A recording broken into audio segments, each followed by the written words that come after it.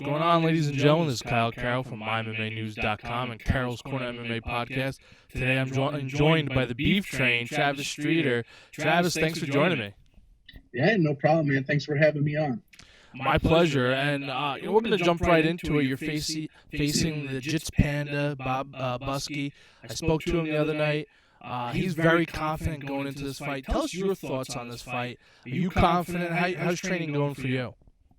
I'm very confident. I'm not underestimating Bob because, that's kind of my motto. Don't underestimate anybody. Train like I'm fighting Brock Lesnar or Daniel Cormier or John Jones or somebody. You know what I'm saying? So I'm not underestimating, but I know that I have the skill to beat him. I know that I'm more experienced striking and everything like that. And I even have a win against him in grappling, which is what he does best. So I kind of understand his grappling game. I'm sure he's gotten a lot better since then, but you know what I'm saying? Like, it just gives you confidence having a win like that. And I just want to improve upon that in the MMA circle. In the grappling match, you said you defeated him. How did you defeat him? Was it points or did you submit him, or how'd it go? It went into overtime. It was weird. I didn't understand the rules. It was like 30 seconds left, and I had his back, and then he spun out of it, and I was like, I'll let him get a top. Well, it'd be like 2 points, and he got like 5 points for it, and I was up by like 8. I was like, oh crap, now it's close. And then he got a submission attempt at the end, and then it went to overtime. I was like, oh crap, I didn't know that. Yeah, much different than wrestling, right? And you're being a wrestler. What kind of confidence does this give you going into this match and this fight? Is it somewhere you want to be? Do you want to bring him down to the ground? That's always something in my back pocket. I always kind of obviously starts from the feet. I always kind of see where they're at on the feet, and I feel like if I really have to, I could force a takedown. But I more so try to set it up. You know what I'm saying? Because I feel like I'm pretty good on the feet, as well. I don't think he has as much training on the feet as I do. He's more of a jiu-jitsu guy, so I'm more confident there. But I know I can get takedowns against him pretty easily. He's slick. Like, when I first went against him, I thought he was just going to be like a guillotine guy with his body style. But he actually went for an arm bar. So I know that he has that in his arsenal. So I'm training my submission defense very hard because I know Nels Larson and that jiu-jitsu gym is, very accredited. So I'm not going to be stupid. And, if I'm on the smart, I'm going to be very strategic. Use some ground and pound because we're both advanced rules. So that's another thing that I think makes this fight very interesting. Definitely, yeah. Advanced rules, so you won't have shin guards. You'll be allowed to ground and pound to the head. How much have training changed for you since now that you're able to ground and pound to the head, or has it not changed for you at all? You're training at an MVMMA, a well-known establishment up in the upstate New York area. How's training and all this going for you? We're always switching it up, every day, but we always incorporate ground and pound grappling. You know what I mean? So we're never just doing straight jiu-jitsu. It's always obviously we're not trying to knock each other out on the ground, but we're always throwing the punches. So hey, remember, you can't do it this way because you can get punched. It's not like jiu-jitsu where there's certain things you can get away with because you're not allowed to punch. Definitely. And you're at, like I said, mentioned MVMMA, Mohawk Valley Mixed Martial Arts, with Duff Holmes. You got I was going to call them the Diaz brothers. I almost do it all the time. The Doolin brothers. You guys got an arsenal of characters there. What's your training like at MVMMA for you? You're a big guy. Is there other big guys for you to train with? Bigger guys, they generally aren't as dedicated. So it is harder to find some, but we do have some big guys that are coming in to work with me right now. Awesome. Every now and then I'll do some sparring with Al Morrow as well when he's around. He's a good guy to move around with. He walks around at about 220. Okay. So, he's a pretty guy to move around with. And other than that, I do have other sparring partners. Ben Boren. I always talk up around his last name. He's around 220. He's around 225 right now. And he's, as well as being big, he's also very technical and very fast. You know what I mean? I always say, I hate you guys that move, man, because it makes me so much tired. But you get used to it, and all respect to Bob, but when we get in there, he's not going to be using no fancy footwork like Ben has. You know what I'm saying? So he's, I would say, in that respect, my most valuable training partner. And then I got guys like Pete San Antonio, who walks around about 180, 185, but he hits like a truck, man. I don't know if you ever saw him fight, but he's like Rocky Marciano. He just has a hard head. He blocks it with the top of his skull, and he'll just hammer you. And he always says, he goes, I hit him hard at you because you're a big dude. You can handle it. Like, all right, I respect it, you know? Yeah, definitely. And you did something that I think impressed a lot of people last time. Your last fight, I believe it was at Cage Wars 38. You went 3 rounds with your opponent. Most people expected the bigger weights to go, 1-2 rounds, quick knockout, quick finish. But you guys went 3 rounds, and you put a show on for the fans. How did you feel after going all 3 rounds? Very tired. But the thing was me, like, no matter what, I'm going to get through it, no matter how tired I am. So I heard the commentators, like, you guys, they probably thought that I was about to pass up. I don't know. That's just how I am. I'll breathe heavy, but I'll still be able to keep going. You know, I'll find my spots to rest where it's like block for a second, recover my energy, and then go. You know, that's like, even like back to my wrestling days, like I'd be breathing heavy, but I'd still know what to do to win. I have that ability to like will myself through it, you know, and that's just kind of my fighting style. If it goes, there's obviously I want an early finish, but you can't always get that, especially against really good guys, you know, or just guys as big with I feel like the bone structure, like freaking skull on some of these dudes, I feel like that helps them absorb punches, you know. And if you look at my last fight in the 3rd round, I was breathing heavy, but that's when I looked the best. My punches were a lot faster. I wasn't throwing really hard. It was like a Diaz style because I was trying to last. I was still hammering them with kicks to the legs. And I felt like that was my best round. Was the 3rd round, even though I was so tired. And, you know. Now you and Bob have some, I guess you could say, respectful trash talking going on right now on social media. Take us through that a little bit. What are your thoughts about that? It's fun, man. It's fun to bust balls. You know, we're gonna go in there and fight anyway. So I'm gonna talk a little crap when you do it. You know, it's like when you're playing basketball at the Y. You might talk some crap about somebody, or when I'm wrestling a teammate, I'll like I was wrestling earlier. I was like, come on, Rod. You know you want that leg. You know, talk crap to him. You know, it just makes stuff more fun. You know, obviously when I'm in there, I don't talk as much because it's all about the task at hand. But it's kind of fun to, you know, talk and bust balls, and it pushes the fight a little bit more. People get excited about it. They want to root for who they like. You know, they want to really get behind them. So makes it interesting. I agree 100%. I know online I keep seeing you both your names popping up constantly, and it's a stacked card. There's tons of great fighters on this card, but you two, both your names just keep popping up, and then I see you guys going back and forth, and then other random people chiming in, and it's all over the place. It's entertaining though, and I think it definitely helps hype up a fight. I get a kick out of it too. I saw a guy that I never heard of before claiming he pinned me in 9 seconds. So I was like, oh, okay. I mean, I don't remember you, but maybe you did. And I was in 8th grade or something. Who knows?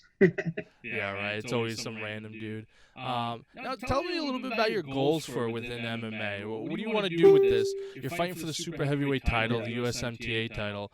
What's after these fights? Are you planning on fighting a few more amateur? You have the goal of becoming a pro eventually. Take us through your road of your journey and what you want to do with it. What I'd like to do is, you know, I'd like to win some titles here in Cage Wars. I'd like to win the super-heavyweight title. My eventual goal is to get down to heavyweight and win that title as well. And one day, you know, as long as I can make heavyweight and I can just keep steadily improving, I would like to go pro, but I'm not rushing it. If I'm like 34 and I don't think I'm there yet, then I'll just keep fighting amateur, you know, around. But I'd say I could turn pro at like 34 years old and fight till I'm like 40. You know, that's always my thing is, you know, I fought 3 times in a year. If I could keep that pace going, I could get a decent amount of fights until I'm 40. You know what I mean? Definitely. But right now, I just focus on a fight by fight. I have a goal in my mind that's always changing. But right now it's just fight in front of me, Bob Buskey. That's all I can focus on. So I'm just trying to get better and think of ways to improve my skill set to beat him.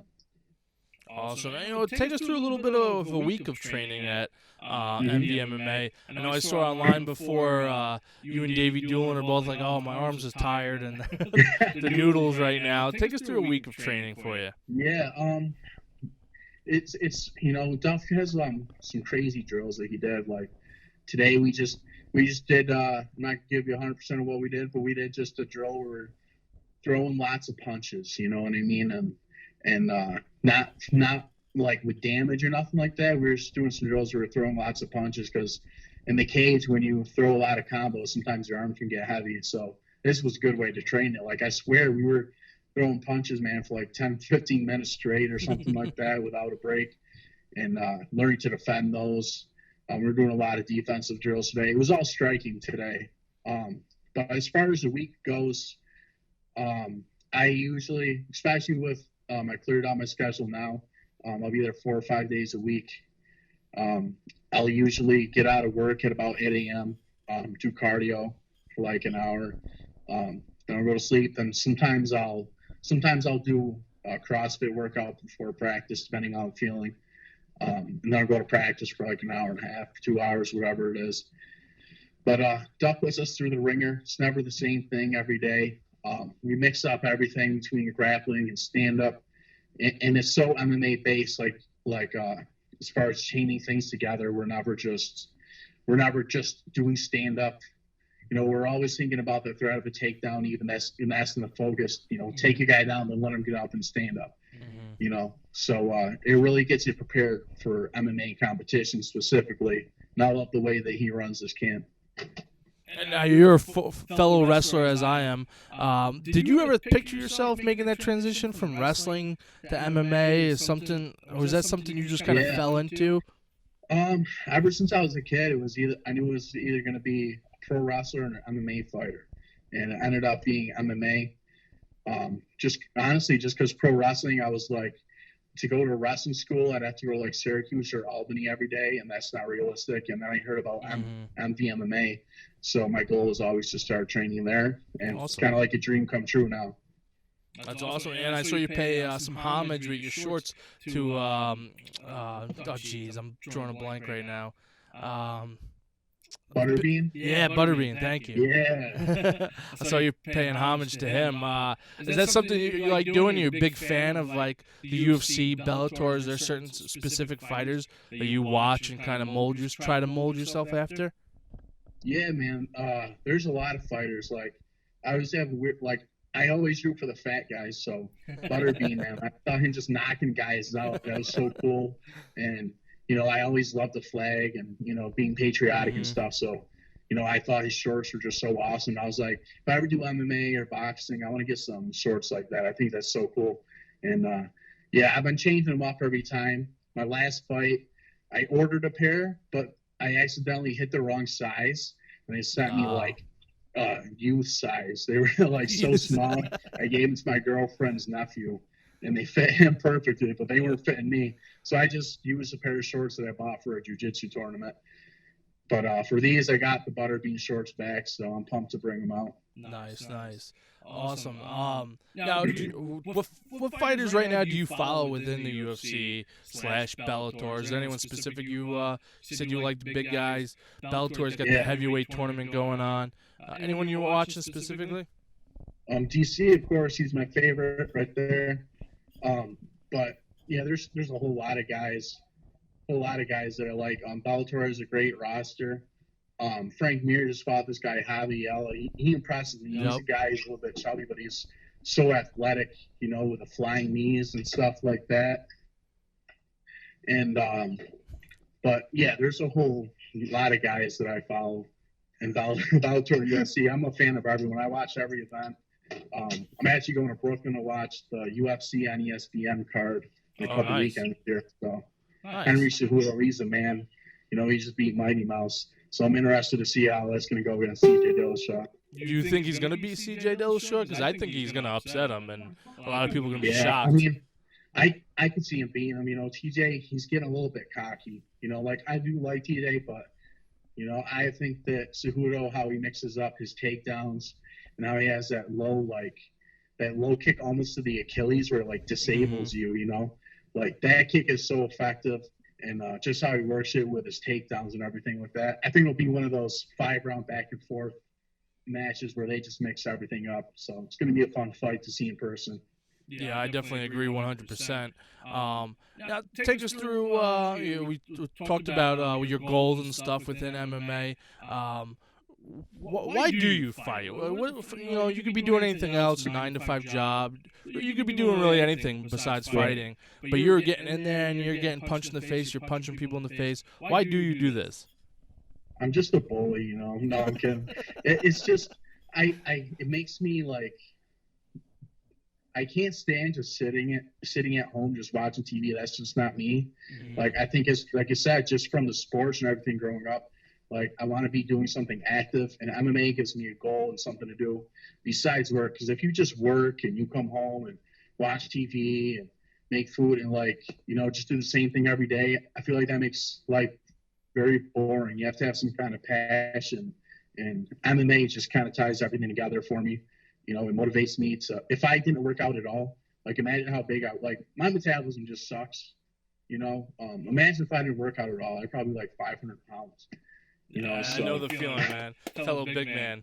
Yeah, I just love it, man. I can't imagine not doing something active, and you can't. And as you're older, it's hard to do like a football league or something like that. I was never good at basketball, and there's not a lot of wrestling when you're older, you know. So I mean, MMA is just perfect, honestly. That's awesome. Well, tell us one thing about you that nobody knows, but you'd like to share with the fans and share with everyone. One thing about me, that nobody knows. Well, but actually, the first like active like sport or something like that I did was karate. I actually got up to like a purple belt. I'm not sure what type it was because they have all these weird Japanese names. I was so young, but yeah, I actually started out as a karate guy when I was like a little kid, but I stopped when I was like 9 or 10 years old. But yeah, there you go. Awesome. Well, any predictions for this fight coming up against Bob? How do you see the fight playing out? Any predictions? I think it's going to be a second round finish for me. I think I'm going to be smart, more technical. He's probably going to try to bull rush me. I see myself, you know, using his aggression against him and catching him and picking my shots and hurting him and finishing in probably the second round, either a TKO or just some punches that, you know, set up a submission, and then I'll get like some kind of choke or something like that. And that's my prediction. Awesome, and we're speaking with Travis Streeter, the Beef Train, who'll be going in against the Jits Panda. Ladies and gentlemen, make sure you check out my sponsor, PureSpectrumCBD.com. Use my code CCMMA for 10% off on all products on the website. Definitely worth it. Check them out. They're located out in Colorado. Great products. But before I let you go, Travis, any sponsors for you? Anyone you want to recognize? Anyone you want to shout out to? I don't have any official sponsors, but I'd like to shout out MVMMA, Duff Holmes, Ben Boren. These guys helped me so much. I'd like to shout out Revamp Fitness. James Crippen is like the owner. Nicole Bailey is like the head CrossFit coach over there. Just that gym is where I train outside of MVMMA, and those guys have helped me a lot. And I'm just going to keep working my ass off and make all those people proud. Awesome. Well, I wish you the best of luck. I'm looking forward to this fight. I really am. I can't wait to commentate. Oh, Will also wants to know if he's getting those chicken wings. Yeah, tell him where he wants. Tell him to message me and tell me where he wants it from. I will do. Well, best of luck to the Beef Train. I'm looking forward to seeing you get in there and fight against Bob Buskey. Should be a great fight. Cage Wars 40 on February 9th, 2019, up in Schenectady, New York, at the Rivers Casino and Resort. Excellent venue, excellent place. Should be sold out. I believe it's the Night of Champions, so there's like 8 other belts up for grabs on a 14-fight card. So this should be exciting. But Beef Train, best of luck to you. Thanks for hopping on and chatting. And this is Carroll's Corner MMA podcast on MyMMAnews.com. We're peacing out. All right. Have a good one, man. You too.